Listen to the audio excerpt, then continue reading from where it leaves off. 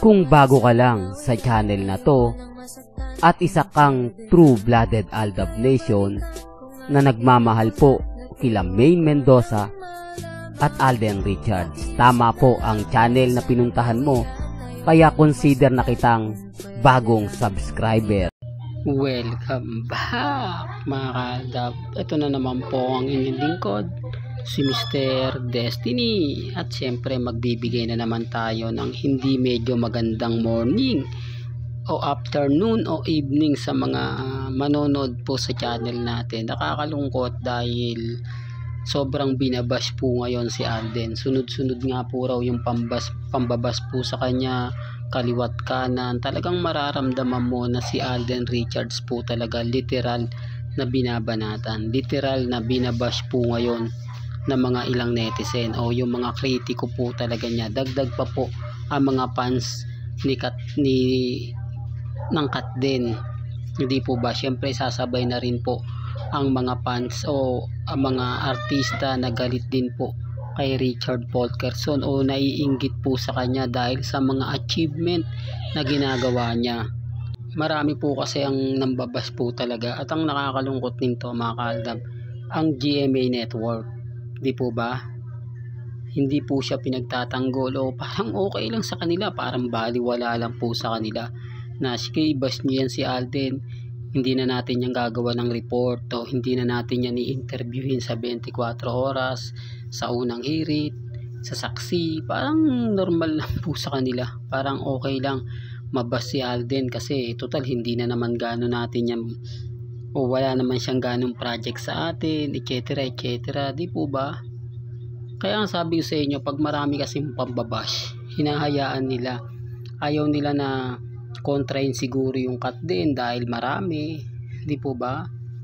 Sa mga hindi po nakakaalam kung bakit po nababash po ngayon si Alden Richards, ito po yung naging issue sa Valentine's Day. Doon po kasi nagsimula. Hindi naman lingid sa inyong kaalaman na ang sabi ng mga Kat din, may malaking pasabog nga po raw ang Kat din sa Valentine's Day. Pero nang in-interview si Alden sa Honda bilang ambassador, tinanong po siya kung anong naganap sa'yo nung nakaraang Valentine's Day. Ang sagot ni Alden, sa bahay lang daw po siya. At kung sino yung kasama, secret na lang, di po ba? Doon po nagsimula yung inis na napahiya po raw yung Kat din kasi sinasabi nila nasa private place daw po sina Alden at si Catherine. Ibig sabihin nasa labas, hindi nasa loob ng bahay. Doon pa lang po nabasag na po ang mga fans ng Kat din. At syempre ang pinakamasakit nga po raw dito, eto ng issue na nanuyo na nga po raw o sinuyo na ni Daniel Padilla si Catherine. Lumabas na po yung mga issue na sinasabi ko nung una pa lang po, di po ba? Bakit naman po kasi pupunta mismo sa bahay mismo ni Catherine Bernardo si Daniel Padilla nang wala lang? Hindi pwede bang itawag na lang? Hindi po bang i-chat na lang? O direkta siyang pumunta para nga po suyuin si Catherine Bernardo. Pero ang lumabas po na issue, sabi nga po ni Christopher Min, umaali-aligid lang daw po ng bahay yung sasakyan ni Daniel Padilla. Pero kitang-kita nyo naman po na may in-upload tayong video na nagmano pa po si Daniel Padilla sa mami ni Catherine Bernardo. Yan ay base po sa mga in-update ko. Tapos ang pangalawa, sa dressing room, pinuntahan po mismo ni Daniel Padilla na may dalang bulaklak sa dressing room si Catherine Bernardo. Doon pa lang po mga ka-Aldab, mapapaisip na po kayo di po ba? Tapos na yung relasyon nila, anong gagawin mo sa dressing room at bakit mo bibigyan ng regalo si Catherine Bernardo? Di po ba? Gayong ganito ganyan, etc etc. Kung pagbabasihan ninyo lahat ng mga nangyayari nagaganap, di po ba? Kaya nga sabi ko sa inyo mga ka-Aldab, relax lang po kayo, maging kampante, di po ba?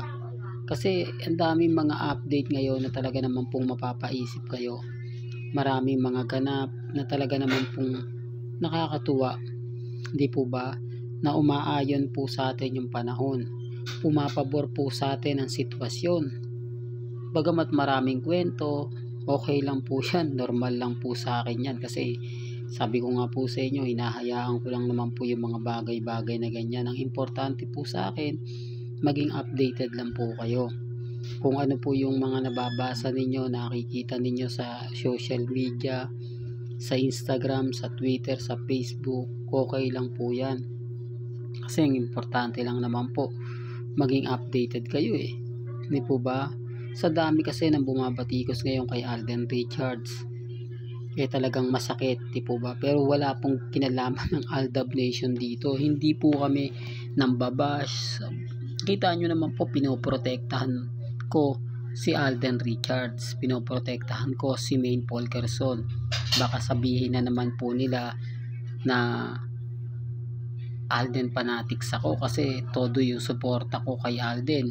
Tapos ang GMA Network hindi man lang nagre-react, hindi man lang po magawang interviewin ni Lars Santiago, ni Aubrey Carampel, Nelson Canlas, si Alden para makuha naman po yung side niya. Di po ba? Kasi nga po mga kaaldab, sinasabi nila na bakit si Catherine di nyo nababash? Bakit si Catherine parang okay lang? Babae daw po kasi babae daw po kapag nanuyo ang lalaki, lalo na po maganda sinasabi, kumbaga lumalambot ang puso. Hindi po ba? Nagagawa niyang ganito ganyan. Pero kung si Alden daw po ay pinaglaban niya si Catherine sa panunuyo po ni Daniel Padilla, mas tinumbasan niya nga po raw, o mas pinakita niya na kung gaano niya kamahal si Catherine. Yun sana yung gustong mangyari ng mga kat din. Ipaglaban nga po raw ni Alden Richards si Catherine dahil nasa kanya na nga po raw ito. Po ba? Kaya nga sabi ko sa inyo mga kaaldab, si Alden ang napuputukan kasi ginawa ito ni Daniel Padilla pagkatapos na ng shooting o naipalabas na po yung Hello Love Again. Yung tipong wala na po silang project, tapos nag-signing off na, doon na po pumasok. Di po ba? Ang pinipili talaga ng kat din, may relasyon po sina Alden at si Catherine. Wala po kasi talagang katotohanan yan. Una sa lahat, pinahype lang po yan ng mga fans. Yung mga fans na nga po raw talaga ang nag-push.